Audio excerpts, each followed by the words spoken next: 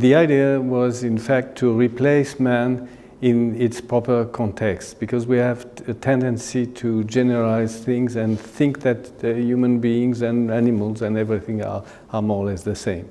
In fact, if you compare man to apes, which are quite similar to us, you first discover that we have a small gut, much smaller than what the other apes have.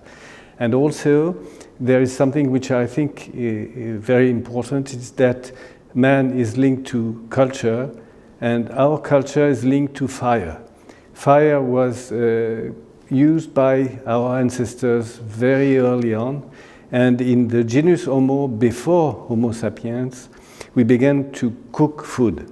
And cooking food has extraordinary consequences. It allows us to recover a lot of things, but also it produces a large amount of compounds, and I describe these compounds, and I describe also in experiments where we make bacteria age in similar conditions as we do age, for example, and to show that cooked food is linked to chemical transformations that mimic age, in fact. So the idea behind what I was trying to convey is that man has a longevity which is much larger than that of similar primates and similar animals.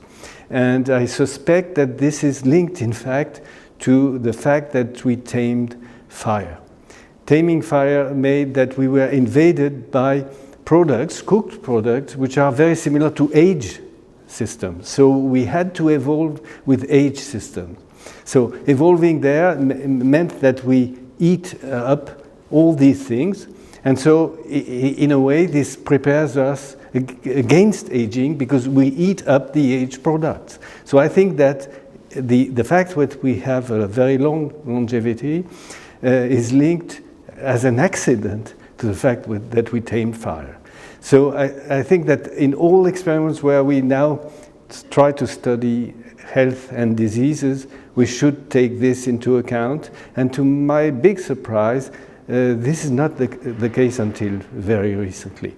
And I gave details about one specific compound which is linked to the degradation of glucose and things like that, and which is very much involved in aging and also present when we cook things. So this is in summary what I tried to convey.